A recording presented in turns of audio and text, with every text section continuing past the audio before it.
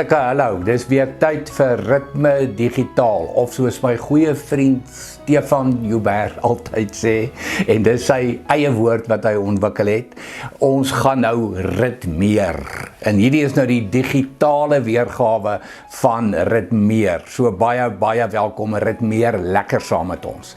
Wie het gedink daar kan na al die jare iets goed uit COVID uitkom? Wel, vir 7 jaar lank is ritme besig en ek wil sê danksy COVID het ons digitaal gegaan en het nooit opgehou nie, want ons het vriende reg oor Suid-Afrika en reg oor die wêreld. So jy is so welkom by Ritme Digitaal. Dankie vir die baie terugvoer wat ons kry. Mense, dit is maar net 'n motivering vir ons, dis 'n inspirasie vir ons. So Stefan deur die land beweeg, soos ek deur die land beweeg. Ek bedoel wonderlike terugvoer van hoe hierdie inspireer, hoe hierdie bemoedig. En dis die hoofrede hoekom ons hierdie doen.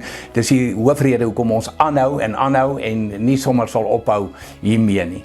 Jy is so welkom om hierdie op sosiale media te versprei na vriende en familie toe, dat ons die woord kan uitkry by mense, want dit is waaroor dit vir ons gaan. Die woord, ja, dit moet Suid-Afrika aan die brand steek, dit moet harte en lewens aan die brand steek. So geniet vanaand ook, mag dit geen uitsondering wees nie, mag jou hart en jou lewe diep aangeraak word. Hier gaan ons, geniet dit. Dag sê, welkom, ritme tyd, vreugde tyd, Here se woordtyd. Dankie Heer, vir die woorde oor die woord. Dankie dat U ons te midde van al die ou chaos rondom ons altyd in die waarheid lei, omdat U Gees die waarheid is en die woord die waarheid is, hou ons vas daaraan in Jesus se naam. Amen. Dit is Hebreërs 2 wat my in die hart gegryp het nog altyd, maar hoor net 'n bietjie die woorde van Hebreërs hoofstuk 2. Hier vanaf vers 14. Al God se kinders is gewone mense. Hulle het gewone liggame van vleis en bloed. Daarom het Jesus ook 'n gewone mens geword, net soos hulle. Deur self dood te gaan het Jesus die bose vernietig wat mag het oor die dood. Dit is die duiwel. Op hierdie manier het hy hulle almal bevry wat so slawe deur die duiwel gevange gehou is. Lewenslang was hulle bang vir die dood. Jesus is nie regtig bekommerd oor die engele nie, hy bekommer hom oor almal wat deel is van Abraham se familie. Daarom het hy gekies om presies soos sy aardse familie te wees, in alle opsigte. Hy het dit gedoen sodat hy vol medelee kon wees, en sodat hy 'n betroubare hoëpriester kon wees in alles wat God vereis. Daarom kan hy die volk se sondes vergewe. Jesus het self ook gelei toe hy versoek is. Daarom kan hy almal help wat nou versoek word. Hierdie is kanonwoorde. Jy sien die Hebreërboek werk met Jesus as hoëpriester. Dis die enigste boek in die Bybel wat Jesus so noem. Paulus werk met offerbeelde, maar hy noem Jesus nooit hoëpriester nie. Hy weet van Jesus wat geoffer het. Johannes die Doper vertel vir ons Jesus is die lam van God. Die Johannes Evangelie ook en Openbaring verwys gereeld na die lam. Maar dit is eksplisiet die Hebreërboek wat sê ons het 'n nuwe hoëpriester. Nou tegnies en teoreties kon Jesus nie uit 'n priesterlike familie gekom het wat sy aardse geslagsregister betref nie. Hy was wat sy aardse pa Josef betref uit die stam van Juda. En Juda het nie priesters opgelewer nie. Die priesterskap was oorerflik deur daar van die tyd van Aaron af deur die stamme van Levi en so. Jesus het egter volgens Hebreërs 'n hoëpriester geword uit die ewige orde van Melchisedek, van wie ons onder andere in Genesis 19 en een van die psalms lees, wat die grond waar ons vermoed Jerusalem vandag staan aan Abraham gegee het. En Melchisedek se priesterskap word nou oorgedra op Jesus as die ewige offer, as die ewige priester. Daar was 'n groot fout, sê die Hebreërs skrywer, met aardse offers en met aardse priesters en hoëpriesters. Hulle almal was sonde deurtrek. Bedoelende, die priesters moes eers hulle eie sondes vooroffer en die hoëpriesters ook. En hulle het almal dood gegaan. En die offers het nie genoeg gewerk nie. Dit moes keer op keer herhaal word.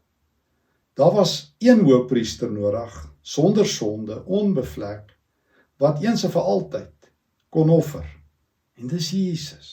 Dis Jesus. Maar daar's iets nog meer. Die hoofpriesters het maar hulle werk gehad, as jy verstaan wat ek bedoel, en die priesters. Jy bring jou diere, hulle offer dit in jou plek, en volgende, next in the line, so gaan hulle maar deur almal wat vir hulle sondes offer.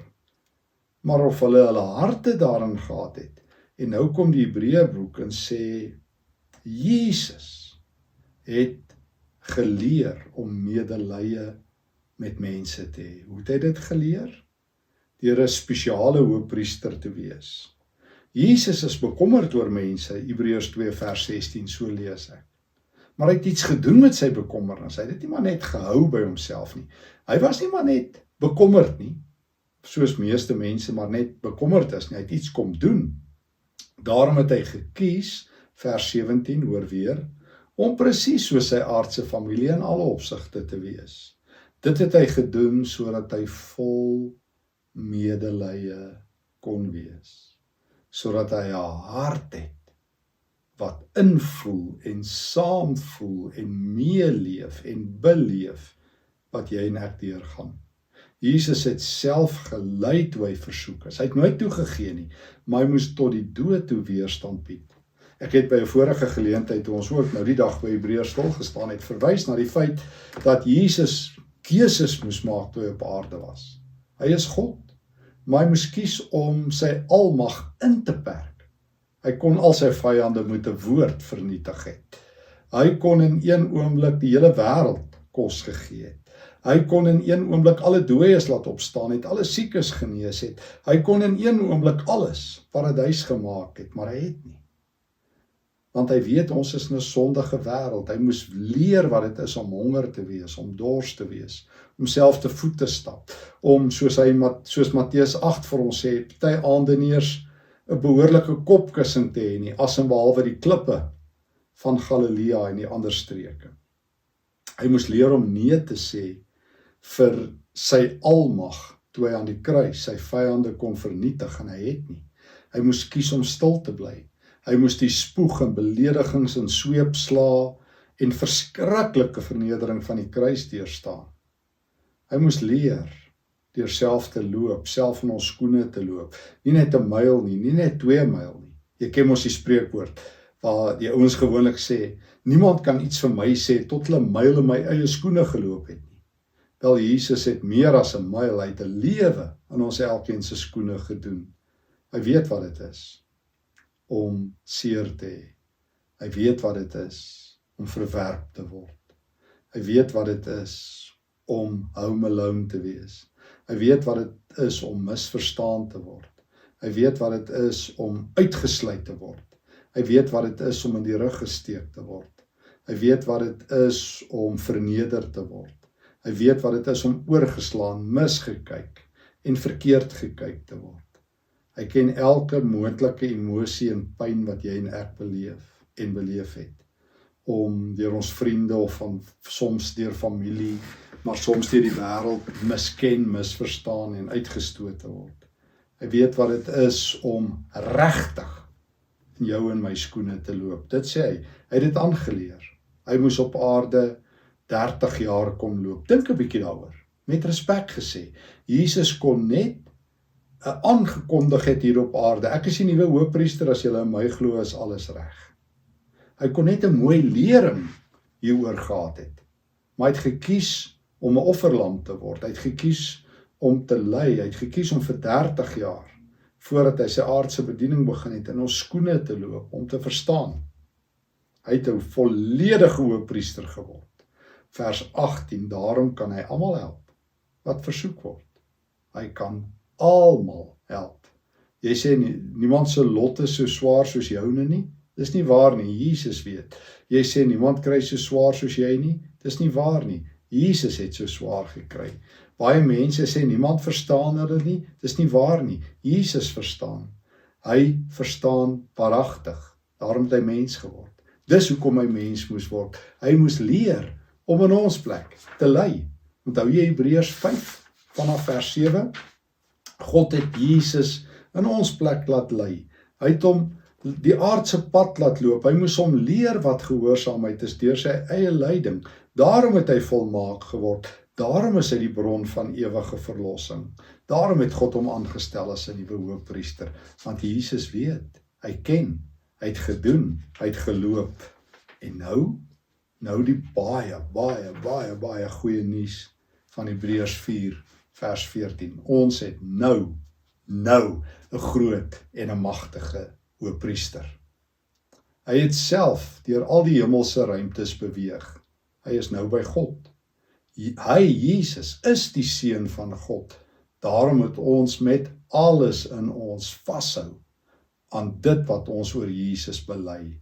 Hy is 'n hoëpriester wat vol simpatie is met ons as gevolg van ons swakhede. Jy verstaan, weer 'n keer. Dit wat ons in Hebreërs 2 gelees het, maar nou gebruik die Hebreërs skrywer 'n ander Griekse woord. Ons het gehoor Jesus moet medelee hê en nou hoor ons hy's vol simpatie met ons. Die Griekse woord vir simpatie. In Hebreërs 2 was die woord vir medelee, die Griekse woord vir medelee te sprake. Jesus is vol simpatie vir ons. Hy het medelee met ons, want hy was hier. Hy het geloop, het was nie 'n rol nie. Hy het nie kamma gemaak of hy seer het nie. Hy het nie sy dood nageboots nie. Hy het waaragtig gely en gesterf. Sy bloed het letterlik uit hom uitgedrup. Spykers is deur hom geslaan. Hy is verneder. Hy het gesterf toe hy sy asem uitgeblaas het. Hy weet wat dit is om mens te wees. Hy is versoek in alles net soos ons. Hy het medelee met ons. Maar hy het nooit enige sonde gedoen nie, sê Hebreërs 4, vers 15.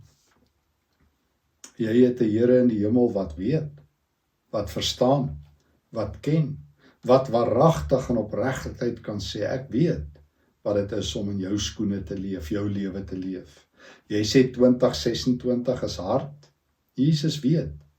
Hy het die hardste hart, die wreedste wreed, die gevaarlikste gevaar, die moeilikste moeilik, die diepste diepte, die donkerste donker, die dodelikste dood, alles beleef. Hy weet waaragtig. En hy is nou ons hoëpriester. Hy het deur al die hemelse ruimtes beweeg. En weet jy waar is hy nou?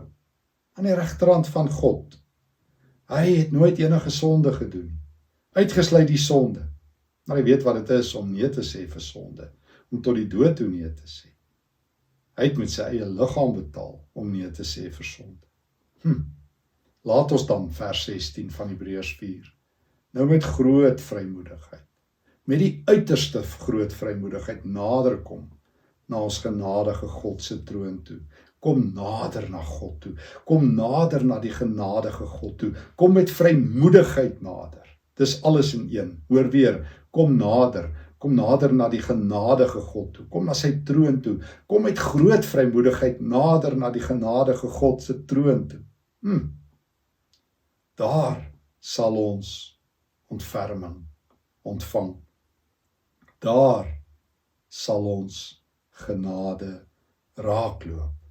Daar sal ons op die regte tyd hulp kry. Dis Jesus in volkleur. Jesus wat mens word in ons plek. Hy sterf nie net vir ons sondes nie. Ja, dit ook. Want dis eintlik al wat ons sê, hy het vir my sondes gesterf. Asof sonde so iets ekstern aan myself is. Hy het vir jou en my gesterf. Nog meer. Hy het leer loop in ons plek, in ons skoene, namens ons, vir ons. Hy het alles gedoen in ons plek en om ons onthaalwe. Hy het mens geword. Hy het geleer wat dit is om jy en ek te wees. God het hom dit op die skouers gelê. Daarom, omdat God Jesus op hierdie manier tot volkomendheid gelei het op aarde, is hy nou die perfekte hoëpriester. As jy Jesus kan vertrou op aarde, kan jy hom nou vertrou waar hy as hoëpriester en koning in die hemel is. Wat doen hy daar? Hy tree vir ons in. Hy staan namens ons voor God se troon. Hy is die hoëpriester van alle hoëpriesters. Sy offer eens en vir altyd werk hy nou in die hemel uit. Dis hy wat nou vir sy Vader sê in die hemel en ons Vader, ek het vir hulle gepleit, ek weet. En as jy en ek nog 'n keer met ons struikeling, ons handvol sonde, ons gebreke, ons gebrokenheid voor God staan en sê, Here, vir die 10de, 20ste, 100ste, 200ste keer kom pleit ek om genade, dan kan Jesus sê, ek weet, ek verstaan. Ek gee jou nie 'n carte blanche op sonde, 'n vrypas nie, maar ek weet wat jy deurgaan, ek weet wat dit is om te val, te struikel, seer te hê, arm te wees, broodgebrek te ly. Ek weet waaragtig, en ek ken jou, en ek praat oor jou met die regte persoon in die heelal, met God, en daarom is daar vir ons genade. Laat ons na God toe nader kom, sodat ons op die regte tyd genade sal kry, en ontferming sal kry, en op die regte tyd hulp sal kry. Wanneer is die regte tyd?